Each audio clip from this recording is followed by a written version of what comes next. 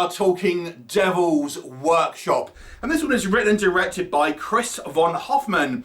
Stars Timothy Granderos as Clayton, who is our main character. And you also have a supporting role from Emil Hirsch. And you've got the recognisable face of Rhonda Mitchell here, who you may know from Silent Hill as our female lead. Now, this is a film that I think is going to be somewhat kind of misleading for some, because if you look at the art that is kind of produced for this film, it kind of looks like a traditional kind of possession movie. It isn't. This is a kind of somewhat like bait and switch. But we'll talk about it a little bit more. Let me give you a brief plot synopsis. So Clayton is a struggling actor. He's been trying to get into the acting game for around 15 years, never really had any success. And he's kind of getting a little frustrated and kind of down in the mouth about it, so to speak.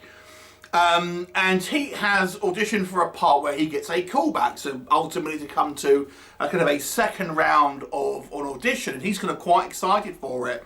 And the role is for a demonologist for some type of TV show or movie, and he's kind of quite keen to try and kind of nail down this role. And he has a kind of rival actor in the form of Emil Hirsch's character, who just seems to kind of luck into roles without kind of really putting in the effort. So Clayton is determined that he's actually going to try and nail down this role, and in doing so, before he goes to this audition, he kind of reaches out on the internet to try and find out if there's a demonologist that is willing to kind of talk to him, and so he can get a real experience about kind of what's going on. Rhonda Mitchell's character is a demonologist who kind of responds to him and invites him to her home. And they want to do some type of ritual to kind of expel the demons, that kind of stuff. So he agrees, but there may well be things don't go quite according to plan. What will happen? You'll have to watch the movie and find out. So let's discuss what I think works in this movie. This is a character-based movie. It's a psychological horror rather than kind of a special effects-driven kind of possession movie.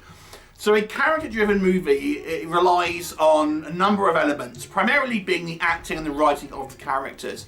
And I'm pleased to say that I think for the most part, it succeeds on both of those levels. Certainly in the acting. I do think the acting here from Rhonda Mitchell as our female lead, and the guy who plays Clayton as our male lead, is excellent. I do think they do a great job in really bringing these kind of characters to life. The role of Clayton, you really kind of root for him. I feel he plays a kind of a guy who really hasn't had much luck, but he kind of doesn't feel like he's given up. He feels like, we want him to succeed ultimately, and I think that's the portrayal in both the writing of his character and his performance is great, and I think that he actually hits the nail on the head, as does Rhonda Mitchell's character. Now her character is written to be a little bit more mysterious, we don't get all the answers there. But she's an intriguing and sort of enigmatic kind of style character who obviously has a interesting kind of life prior to this. And we might get a few kind of snippets as the film kind of goes on about what's kind of going on with her character. But she's certainly an intriguing kind of presence, and I think Mitchell's performance is great on that role. On a technical side, I think this movie is very proficiently made. It's a kind of a one location movie. It more or less takes place in kind of Rhonda Mitchell's character's house, but there's various different kind of rooms within that house. But I've got to say, it's kind of filmed in a way that feels slick and professional. Things like the sound editing, the lighting, the cinematography, all good standard. Feels like a professionally made and well-produced piece. The story element itself, I think this movie has this interesting idea about what one will do to kind of succeed ultimately, because that's what the underlying theme is here. Is this guy wants to succeed? He wants to kind of fulfill his ambitions to become an actor, and what is he going to do to achieve that? And who is he going to trust? And what will become of it? So that's kind of the theme here, and we get a few other themes introduced, like maybe don't always take things for granted that you read on the internet, for example. We get kind of almost like a therapy session with these our male and female leads here, where we kind of get a deep dive into Clayton's kind of backstory, and he's you feel like it's almost like a therapy session for him, which I thought was interesting, and some great character moments in this film. So what doesn't work? Okay, so let's talk about the bait and switch here, because this movie I feel is kind of positioning itself to be a it's more of a straight horror, more of a kind of a possession style movie. It really isn't. We do get some supernatural elements in here. There are some kind of special effects involved and things like that, and some kind of spooky goings on screen, but it's not a lot of it. And you'll be waiting for it. Instead, this is much more of a psychological horror. And that's all good, but I think the problem here is it kind of fools the audience into thinking one thing, and you're actually getting something else. That in itself, I wouldn't say is necessarily a critique, because ultimately I'm looking at the film as it is, rather than kind of a film I think it should be, or as it's marketed to be. But it's worth kind of pointing out that you're not going to be getting a kind of straight kind of horror film as is. So outside of that, what real criticisms can I say? I heard this about one or two films in the past. This is, to me, a short story spread out into a feature. Because although this is a very character-driven movie, and I enjoyed the character work here, when it comes down to it, there's actually not a lot of things happening in this movie. It feels like a opening act to a movie almost, a long one. But the actual amount of narrative that kind of is involved here, you feel like is somewhat kind of stretched out. It's interesting concepts, and I think it's well for what it is well made. But the actual, to me, narratively, it is ultimately, it feels like it's being a concept which has been overstretched. Had this been a 20-minute, half an hour kind of short film on an anthology, I think it would have been, it would have been the right kind of pacing for this. But as it stands, I do feel, you do feel the length a little bit on this one, because I just don't feel like there's all that much kind of going on. And what we do, when we kind of do get these kind of like the more of the forward momentum in the plot, it's very truncated into the kind of the last kind of few minutes of the movie. There are also scenes here where I feel were superfluous. In actual fact, Emil Hirsch's character could not, you could take him out the film and him not really have an effect on it. All he is a kind of a rival to Clayton's character, and you could have just had a line of dialogue that says, I've got this guy and he's kind of like, he's getting the parts that I want.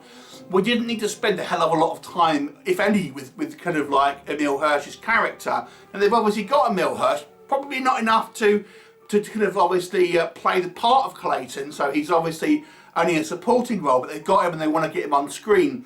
But he seems superfluous. I mean, you could have had that initial kind of meeting where we kind of see that there's a rivalry, but then we see kind of some sequences through the movie with him, what he's doing and how he's prepping for the role, and it's not necessary. It feels like it's kind of padding in that kind of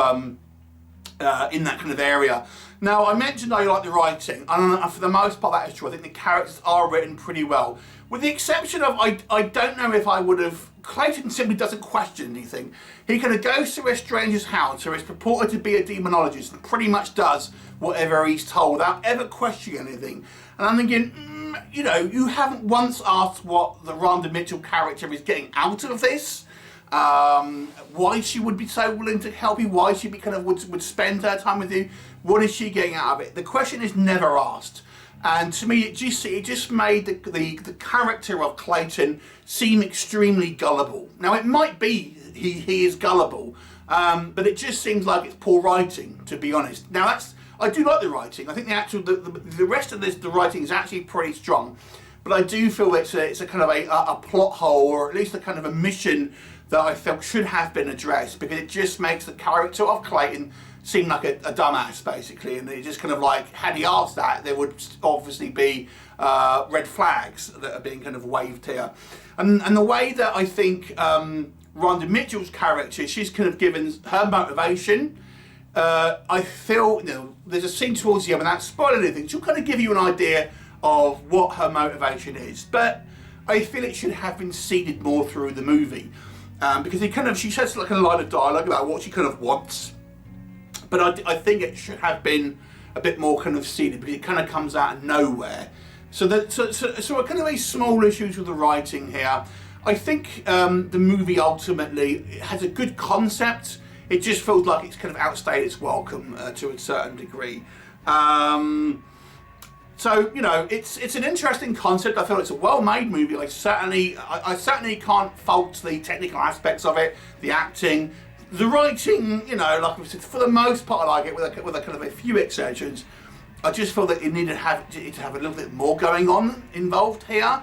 And I think when we do get the supernatural elements, it's a little bit too kind of short, and it feels like it kind of feels like it's been shoehorned in, and could have been a little bit longer. I mean, there's actually, I noticed that the character of Clayton at one point looks like he's had his Achilles tendons slashed, because I see the wounds on his ankles and his, you know, in his Achilles heel and stuff. But we don't actually ever see them kind of getting attacked. So there's obviously been cuts on this movie. So it's a pretty interesting character piece. If you like psychological horror, and you kind of like a bit of a, you know, an online therapy session, so to speak, then maybe we'll check it out. But I don't really think it's a particularly riveting film. I feel it's just kind of the concept is a little bit too stretched out. But I will give it a 6 out of 10. I do think it's on a technical aspect. It's such a well acted film. I will pump this up over a slightly above average mark for me. 6 out of 10. Have you seen it? What did you think of it? Leave me a comment and I'll look forward to seeing you next time. Bye for now.